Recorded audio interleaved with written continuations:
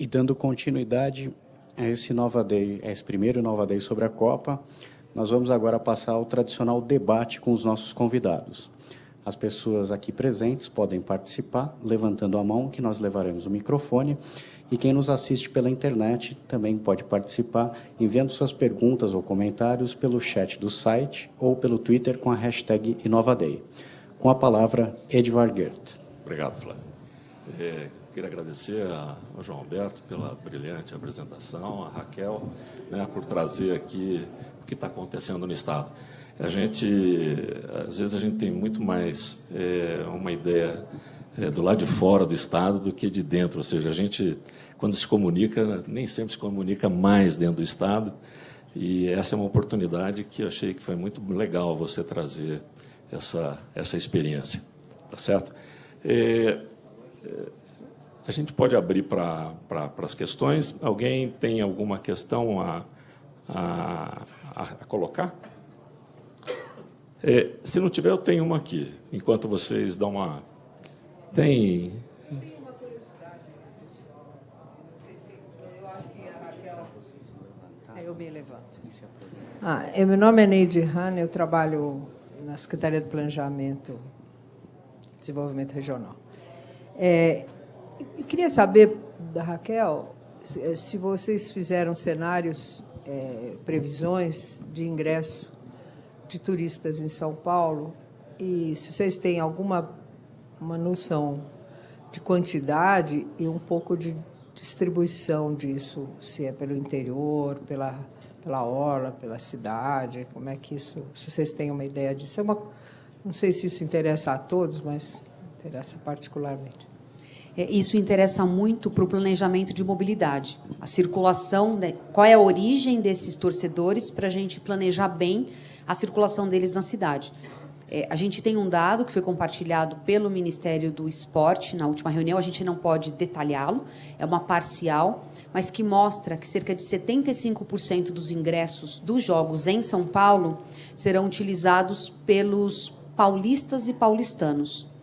Então, isso dá uma dimensão do quão estratégica é a circulação pelas nossas rodovias, o acesso até a cidade de São Paulo, quais são as alternativas que nós vamos buscar de estacionamento, por exemplo, no terminal Barra Funda ou Tietê, para que esses torcedores entrem no sistema metroferroviário e cheguem até o estádio.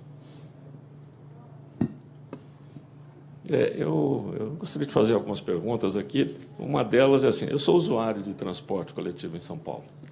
Então, e nos horários de rush. Eu queria entender melhor assim, como é que a gente vai levar esse contingente para a Zona Leste e vai trazer da Zona Leste numa época como essa, em que a gente está tendo muito problema no uso do transporte coletivo em São Paulo, né? Eu queria que você complementasse depois, João. Não haverá maquiagem para receber a Copa do Mundo, né? O desafio ele é diário, de ofertar a melhor qualidade do transporte público possível, o investimento também é constante, e a cada dia que a gente tem um problema no sistema, a preocupação é ainda maior que um atendimento para a população. Não vai ter um atendimento, uma atenção maior, porque a gente está falando de um visitante. Então, é contínuo isso. Então, há um trabalho muito grande, hoje já presente no dia a dia das empresas, metrô e CPTM, e isso também durante a Copa do Mundo, para evitar qualquer problema de deslocamento. Em relação ao transporte até o estádio, os nossos horários dos jogos não coincidem com o horário do rush. Então, a gente tem aí uma folga operacional importante para garantir que é possível transportar esses torcedores até o estádio sem conflitar com os horários de rush, que a gente tem aí um desafio maior todo dia. Tá, não tem nenhuma operação especial para essas datas, para metrô, para CPTM. Na verdade, é isso. Tem uma operação especial chamada Expresso da Copa, que é uma maneira de incentivar o uso da CPTM, do trem, da Estação da Luz até Itaquera. Como a gente comentou, no entorno do estádio lá do Corinthians, a gente é servido por duas estações. Corinthians Itaquera, que ela é metrô e trem, e Arthur Alvim, que é só metrô. O que está sendo proposto para a Copa, e a gente vai falar disso no próximo encontro, que, dependendo do local, do assento que a pessoa comprar o seu ingresso, ela vai ser estimulada a utilizar ou o trem ou o metrô.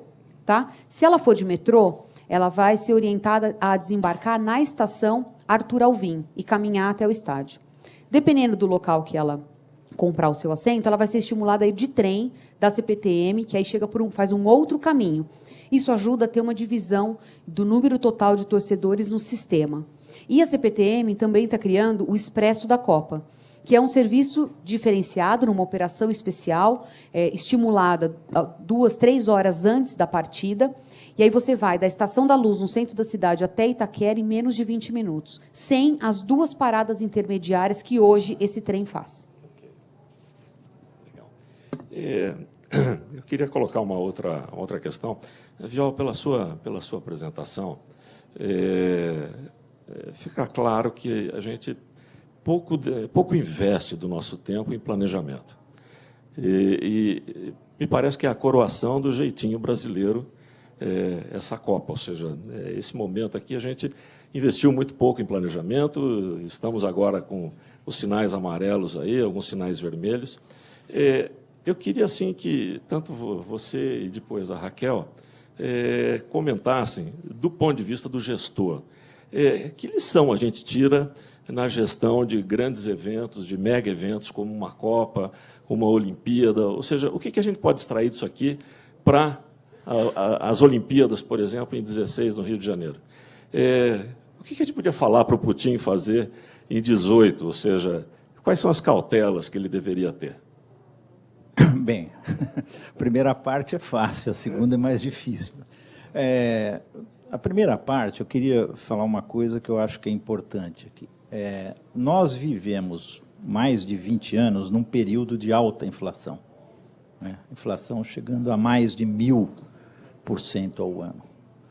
E nós tivemos, nesse período, que trabalhar de uma forma que criou-se uma cultura da pressa.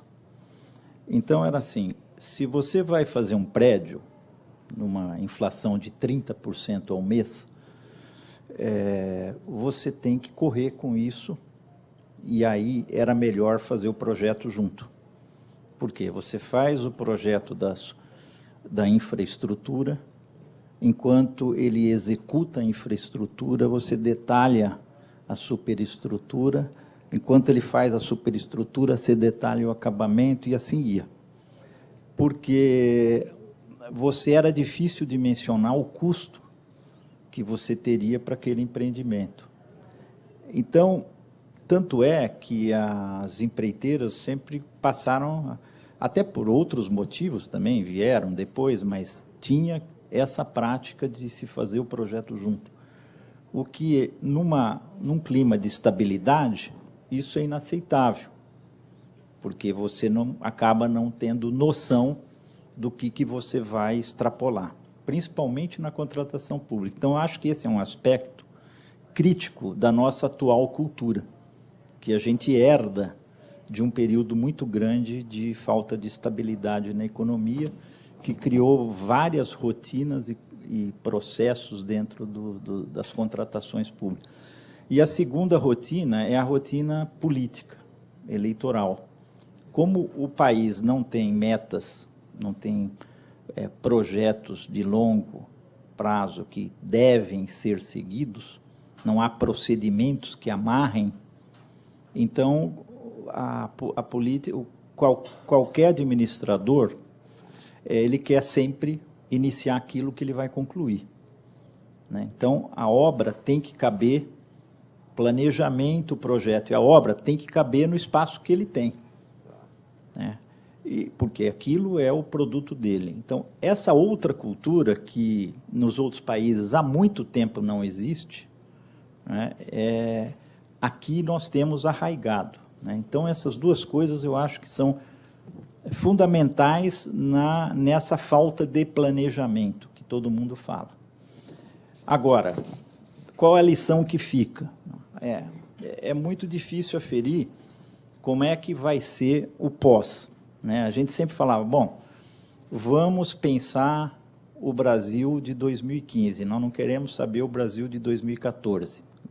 Como é que nós vamos estar em 2015? Eu acho que vai depender de uma série de fatores, né? Primeiro, como é que a gente vai ser a repercussão, né? Se positiva ou negativa. Vocês lembrem que na África do Sul, quando houve a Copa das Confederações, havia uma forte impressão negativa em função da falta de segurança na África do Sul, com toque de recolher, etc. Isso repercutiu. Aqui, provavelmente, a repercussão negativa foi mais em cima das movimentações de rua, né, que ocorreram e tal. Então, nós vamos ter que ver esse pós, porque eu acho que isso também vai influenciar as decisões políticas posteriores.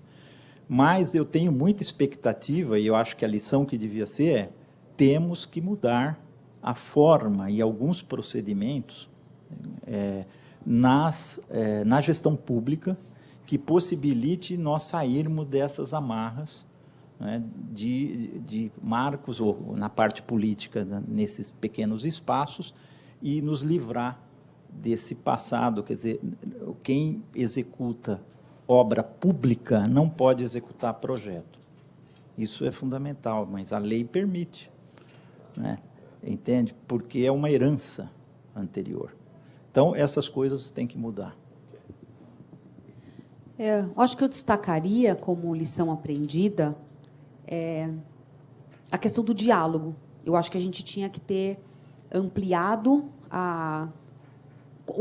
o compartilhamento de informações com a sociedade, com a população, o alinhamento de expectativas, o alinhamento do que significa legado, qual é o real impacto do evento nas cidades. Porque a gente tem um hábito muito forte de falar de Copa do Mundo, e a hora que a gente quer exemplificar o legado, a gente usa a Olimpíada. Pode reparar. O exemplo que a gente mais gosta de citar de um legado significativo é Barcelona, Londres, e a gente está falando de Copa. Então, quando a gente faz isso, a gente mistura dois eventos com características de impacto de infraestrutura urbana muito diferentes. É como se a gente pudesse fazer uma analogia, sei lá, pode parecer bem esquizofrênica, mas a Copa do Mundo ela pode ter um impacto de infraestrutura urbana, por exemplo, em Cuiabá. A gente pode fazer algo similar como a Olimpíada, né? Por quê? Porque é uma cidade sede que vai receber um evento que tem um significado para ela, da sua magnitude, etc., que pode gerar essa transformação urbana. Quando você olha uma Copa do Mundo, uma cidade como São Paulo, ou até o Rio de Janeiro, que já tem uma infraestrutura mais evoluída, o impacto que a Copa diretamente gera de infraestrutura, ali no coração do que a gente quer chamar de legado, é menor. Mas não é menor porque o Rio de Janeiro, São Paulo não deram bola. É que os requisitos técnicos para você receber esse evento, a cidade já dispõe. Então, eu acho que isso, quando a gente fala de Copa do Mundo e usa o exemplo de legado de Olimpíada, causa essa confusão, porque cria uma expectativa na sociedade que a Copa é capaz de gerar uma transformação urbana que ela sozinha ela não é. Ela pode ser de acordo com a realidade de uma sede que está ali, clamando por uma infraestrutura, né? Não sei se o Viol concorda com essa linha. Então, quando a gente vai por aí, a gente, como não alinhou essa expectativa desde o início do processo com a população, fica achando que a Copa vai criar essa revolução e ela não vai. Então, ela cria uma frustração, ainda que não fosse característica típica desse evento gerar isso. A Copa do Mundo ela tem um legado de imagem importante, ela tem de operação de evento, de entrega, de melhoria de processo, de acelerar investimentos que estavam em cursos, mas não dá para a gente comparar com o que acontece no impacto de Jogos Olímpicos. Então, acho que isso fica como lição, porque a Copa era um evento que, aí, quando foi decidido, foi num processo de tamanho entusiasmo, mas um entusiasmo talvez superficial, de não compartilhar melhor com a sociedade, estávamos candidatando a quê, com que objetivo, qual era a entrega que gostaríamos de fazer, em quais cidades, porque acho que se todo mundo tivesse entendido e alinhado essas expectativas, hoje a gente teria uma compreensão do evento bem mais interessante para todos. Uma questão lá no fundo. Por favor, você pode dizer o seu nome e o teu... Meu nome é Pablo, sou servidor da Secretaria de Planejamento. Uma dúvida é, o mercado imobiliário ele sofre consequências com esses grandes eventos, em questão de preços, quer dizer, existe um questionamento sobre, inclusive sobre bolha imobiliária, quais os efeitos do grande evento sobre o mercado imobiliário. Qual a opinião do senhor em relação a isso? Quer dizer, tipo, existe o setor público um papel de controlar isso? Quer dizer, tem como você manejar esse tipo de disfunção em relação a grandes eventos, expectativa de setor imobiliário, preços de mercado? Não sei se ficou clara a minha pergunta. Obrigado. Tá. Bom, antes, só para pegar esse ponto que a Raquel falou, né, eu concordo que, na questão de legado, principalmente, acho que é nisso que você estava se referindo mais, não há como. Quando a gente se espelhou lá atrás naqueles eventos, era mais na questão de aproveitar do conceito, né? Aproveitar o evento para planejar, etc, etc. Bom, mas na questão imobiliária, a gente não trabalhou muito com isso, em termos de dados do mercado imobiliário, né? Eu não tenho essas informações. O que ocorreu, em alguns casos, foram operações com o setor privado que geraram, ou que gerariam, centros privados de convenções e também habitações. Então, se eu não me engano, Rio Grande do Norte estava atrelado a isso. Quer dizer, a iniciativa privada entrou no estádio e o governo fez uma permuta diária para que ele desenvolvesse um projeto imobiliário, né? Então, isso existe em alguns casos, em algumas cidades. Eu não tenho isso como um todo, assim. E agora, também não saberia te dizer com relação à consequência do impacto do evento com relação ao mercado imobiliário, também não conseguiria te falar sobre isso. Tem uma outra... Quer fazer uma pergunta? Não? Tem uma outra questão aqui da Silene. Ela pergunta a respeito da mobilidade de pessoas portadoras de deficiências. Eu não sei nem se esse é o termo politicamente correto. É isso mesmo? Tá. E, assim, ela pergunta como é que está sendo... como é que isso está sendo pensado, como é que isso está sendo executado? Na Copa, há um estacionamento especial para esse tipo de torcedor, que é o estacionamento mais próximo da entrada principal do estádio. Mas, se essa pessoa quiser usar o sistema de transporte público para chegar ao estádio, a nossa dica será, né, na época de divulgação do plano de mobilidade, que ela desembarque na estação Corinthians Itaquera do metrô, e de lá o serviço do Atende, que é da prefeitura, vai fazer serviço de transfer até o estádio. Há também um projeto de requalificação de calçadas pela prefeitura, ainda em curso, para melhorar e para ampliar essa acessibilidade como um todo. E o governo do estado criou uma linha de crédito especial por meio da Desenvolve São Paulo para cidades que pudessem, né, tomar esse investimento para melhorar também sua infraestrutura urbana. Você está falando são as cidades que estão hospedando as seleções ou é São Paulo? Não, o estado de São Paulo. Essa linha de crédito ela serve para qualquer município do estado que possa aí ampliar a sua oferta, a sua melhoria de infraestrutura urbana para a pessoa com deficiência. Ok.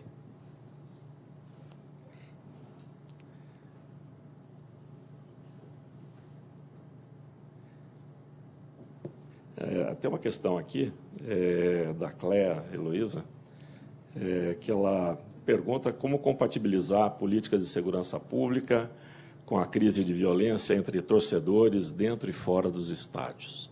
O que está sendo feito nesse sentido? O que pode ser feito? Queria que você abordasse isso. O plano de segurança para a Copa é um dos mais complexos, como todo mundo pode imaginar. Ele leva em consideração também a influência, as características das torcidas organizadas ou mais fanáticas internacionais, né? Tem algumas bem famosas.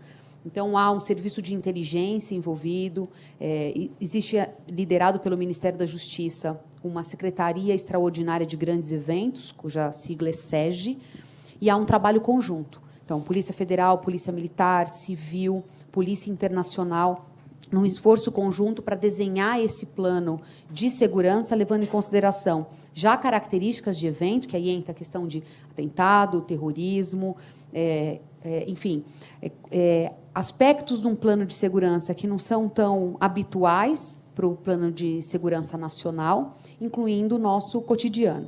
Há aquele desafio que a gente mencionou de mobilidade, que é de compatibilizar. Você não retira o efetivo das ruas para servir só a realização do evento. Então, há uma matemática muito importante, principalmente liderada, no nosso caso, pela Secretaria de Segurança Pública, para o posicionamento adequado do nosso efetivo, o reforço necessário em algumas áreas, levando em consideração a cidade-sede, onde os jogos estarão acontecendo, as cidades que recebem a delegação e cidades que vão organizar eventos de exibição pública ou eventos especiais de grande porte. Eu queria entender também como é que as cidades que estão recebendo as seleções estão se preparando para usufruir desse momento, dessa emoção, dessa visibilidade que isso está trazendo aí. Eu, pessoalmente, tenho interesse, porque sou ituano e vou sempre a Porto Feliz. Então, são as duas cidades contempladas aí com três seleções. Eu queria entender como é que eles estão sendo orientados para isso, para fazer isso de um bom momento, um momento que melhore a autoestima da cidade, da região. Primeiro que a gente mescla com eles a questão da hospitalidade com a infraestrutura, né? As seleções que escolheram essas cidades para os seus treinamentos, elas não vieram para cidades para passear. Elas vieram para participar e, quem sabe, ganhar a Copa. Não vão ganhar, né? Porque isso aí não está combinado, mas a gente espera que o Brasil faça a sua parte, né? Então, tem essa torcida. Mas os aspectos técnicos foram analisados. Que infraestrutura de centro de treinamento, de hospedagem, de deslocamento com o aeroporto elas poderiam contar?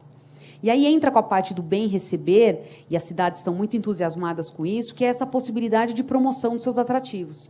Então, as cidades estão investindo no vestir a cidade para o evento, para que a cidade entre nesse clima de festa, que traga a população para participar do evento também, não só com iniciativas, como a gente já mencionou, de festivais gastronômicos, eventos especiais, atividades na rede pública de ensino, mas caprichar mais ainda em folheteria, né, verificar se os centros de atendimento ao turista, uniformes, os equipamentos públicos que recebem o turista estão em situação adequada.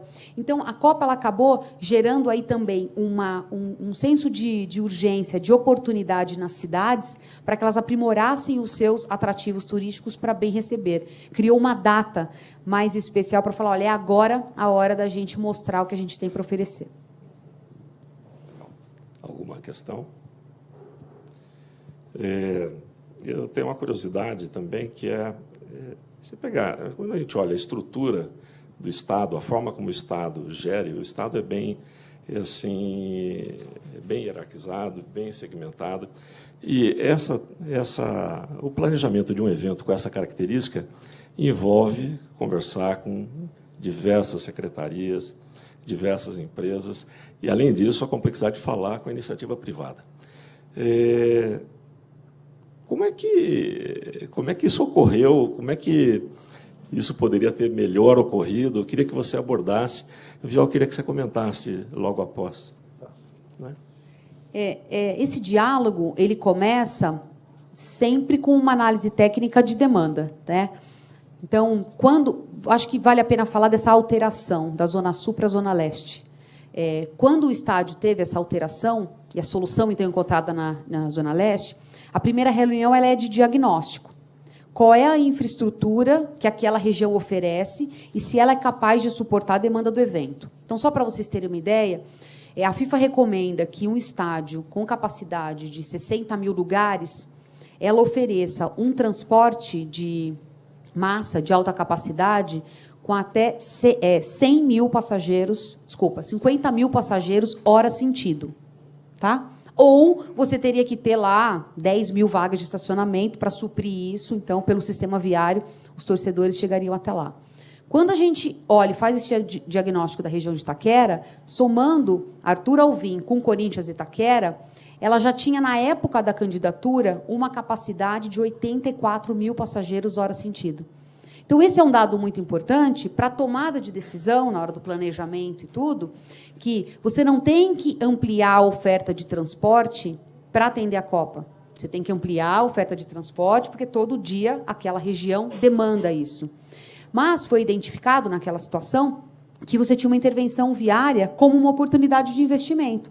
A microacessibilidade ali ela não estava condizente com o que você poderia oferecer. Né? Então, transporte de massa lá ticado, resolvido, o sistema viário merecia uma atenção especial. Esse tipo de diagnóstico, ele inicia uma série de tratativas entre secretarias, mostrando o diagnóstico, olha, tem que atuar aqui, tem essa iniciativa para fazer, olhando dentro daquelas obrigações que a gente falou, estádio, mobilidade, segurança e saúde. E aí, quando você está enfrentando os desafios de obrigações, você começa a linkar alguns outros de oportunidade. Foi assim que a interlocução também foi nascendo, pautada por algo que a gente tinha para entregar.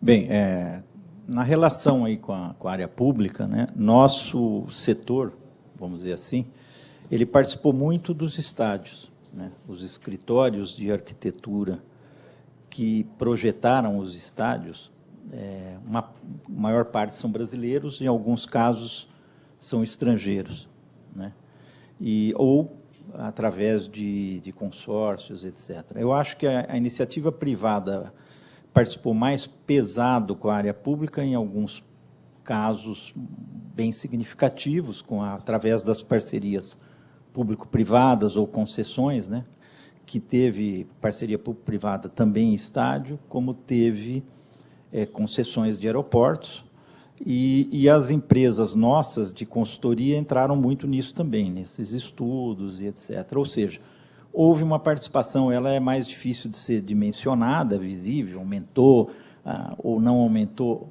o setor em função disso, nós não temos essa sensibilidade ainda. Por quê? Porque também, a partir de 2008, houve um crescimento grande na engenharia, em função daquele boom de crescimento do país que aconteceu aí de 2008 até 2011, 12, né? Depois deu uma parada, assim, mas, na verdade, esse crescimento ocorreu de todo o setor, mas dentro de uma massa de investimentos muito maior que o Estado fez e os governos fizeram, né? Então, mais ou menos, está dentro desse patamar aí, mas eu acho que houve participação, sim. Eu vi um número que você comentou, Raquel, a respeito dos ingressos. 75% dos ingressos são para paulistas e paulistanos. A pergunta que eu tenho é o seguinte: essa foi uma Copa do Mundo para brasileiros e uma parcela pequena de estrangeiros. Isso, de certa forma, frustra um pouco a questão da expectativa de estar recebendo estrangeiros aqui. Na verdade, é uma Copa do Mundo para brasileiros. Eu queria saber se você tem esse número e eu queria que você abordasse essa... Não dá para falar ainda desse número, porque é uma parcial de ingressos e leva só em consideração as categorias de arquibancada. Então, isso você não está contabilizando ainda os patrocinadores, skybox, convidados. É um número ainda perigoso comentá-lo. Ainda está dentro da expectativa do Ministério do Esporte. Então, a gente precisa de mais um tempo, fechar a venda mesmo de ingressos para a gente avaliar esse real impacto do turista internacional. Eu acho que é sempre importante destacar, no caso de Copa do Mundo, que ela não tem uma projeção de imagem só do número de turistas estrangeiros que estão aqui no Brasil, mas essa visibilidade internacional que o evento gera, né? É um evento televisivo poderosíssimo. Não, que a gente imaginava que tinha um afluxo muito grande de turistas. E como a gente está, as comunicações hoje, a gente está integrado, ou seja, vivemos uma era bem midiática em relação a esses eventos, deslocamentos talvez não ocorram tal como a gente imaginava, ou seja, seremos inundados aí pelos hooligans, né? E, de repente, aí vem alguns ingleses aí. Eu estava até observando a questão da seleção de Honduras, lá em Porto Feliz, e vendo assim, qual que seria o impacto na região assim, em termos de hotel, né? E você olhar a estrutura que a seleção tem e os interessados, né, a imprensa em si que acompanha a seleção, são em torno de 10, 15 pessoas que estariam ali na região. Então, assim, eu vejo como um impacto muito mais para o município, assim, do ponto de vista da população local, do que da vinda, né, desse contingente que, olha, que poderia descobrir o país como um roteiro para turismo internacional. Olha, a gente trata exatamente nessa linha com as cidades. A gente não cria uma expectativa de circulação de turista internacional nas cidades em razão de uma seleção estar treinando ali. Claro que isso depende de cada seleção, né? A seleção de Portugal pode atrair, sim, alguns torcedores que sigam a seleção e não só os jogos, né? Porque as sedes onde as seleções vão disputar os jogos têm um apelo diferenciado para a seleção, e não onde a seleção está hospedada. Tá? Então, isso está alinhado com as seleções, com as cidades. Mas tem um caso que chama a atenção, que é o do México em Santos. Porque Santos tem o atrativo do porto. Nós temos 2 navios mexicanos, nós temos não, né? Existem 2 navios mexicanos já confirmados para o período da Copa do Mundo, que vão utilizar o porto de Santos, do Rio de Janeiro e de Salvador, de Fortaleza, no período da Copa. E aí sim a gente está falando de mais de 5.000 mexicanos desembarcando no Porto de Santos. Não só para curtir a seleção mexicana que está lá, mas também porque vem assistir um jogo em São Paulo. Então, isso é legal, porque aí o negócio é real. O desembarque desse número significativo de turistas estrangeiros na cidade, com o apelo da seleção estar treinando lá, e toda uma estratégia para que eles não desembarquem e subam a serra, mas que eles usufruam dos atrativos que a Baixada tem para oferecer. Então, tem esse mix. A gente começa a mapear agora, com todas as seleções, a expectativa de imprensa, que cobre cada uma delas, quais são as seleções que trazem a família, porque tem característica, né, de técnico e tudo que permite, e esse apelo, se tem ou não os torcedores acompanhando os treinos abertos, sem treinamento. Mas a gente defende com cada cidade que essa é uma oportunidade de promoção mesmo, local, de apropriação da população daquela experiência, e vira também um ícone regional. Mais alguma questão? Eu queria fazer só um exercício aqui, que vocês, não combinei isso antes, mas que vocês deixassem uma mensagem aí para os gestores, dessa experiência que vocês estão tendo a oportunidade de viver, né? Queria que você fizesse uma mensagem dizendo com algumas recomendações, o que você vivenciou de fato, e também o Viol. E daí a gente conclui a nossa apresentação. Podia ter combinado essa antes mesmo, né? Eu acho que a mensagem continue sempre acreditando naquilo que você faz, mesmo que o seu objetivo esteja muito mais anos à frente, às vezes a entrega, né, como era o caso desse projeto. A gente iniciou esse projeto em 2009, com uma entrega em 2014. Então, é um percurso muito longo, com mudanças de gestores, com desafios diários. Às vezes parece que está tudo tão longe, as pessoas não estão acreditando muito que ou esse senso de urgência, ou que vai acontecer. O desenvolvimento do projeto com uma data de entrega lá na frente, e de um projeto que não necessariamente ele é só obra, porque a obra, como tem as fases todas, né, do planejamento, projeto básico, executivo, contratou, gerenciou, no evento não é bem assim. Então, se torna um desafio ainda maior de manter o engajamento das pessoas. Então, acho que a mensagem que fica hoje, e sempre vou acreditar nisso, acho que falo em nome da equipe do Comitê Paulista, continue acreditando, continue buscando alternativas para tirar do papel e fazer acontecer, porque eu acho que não tem preço, né? A hora que você consegue realizar aquilo que você acreditou, buscou alternativas e entregou, que é uma sensação muito bacana, saber que a gente pode, de alguma forma, acreditando no que a gente faz, de repente fazer a diferença e servir, em alguns casos, de exemplo para outras pessoas, que a persistência e que vale a pena seguir o caminho correto e fazer a entrega do que a gente se propôs a fazer. Obrigado. Bom, podíamos ter combinado, realmente, né? Mas, realmente, eu acho que o que a Raquel falou é muito importante. Nós somos otimistas com relação a esse evento.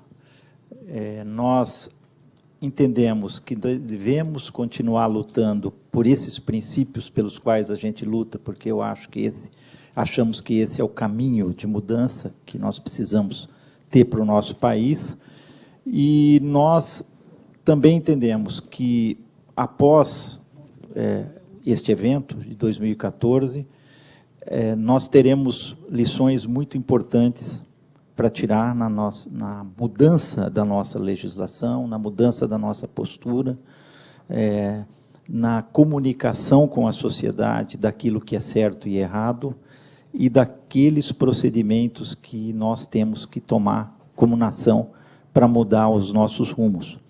Somos otimistas, como disse, e acredito que, a partir de cada um desses eventos que nós vamos ter, nós estaremos dando um passo para um futuro melhor do que nós temos hoje.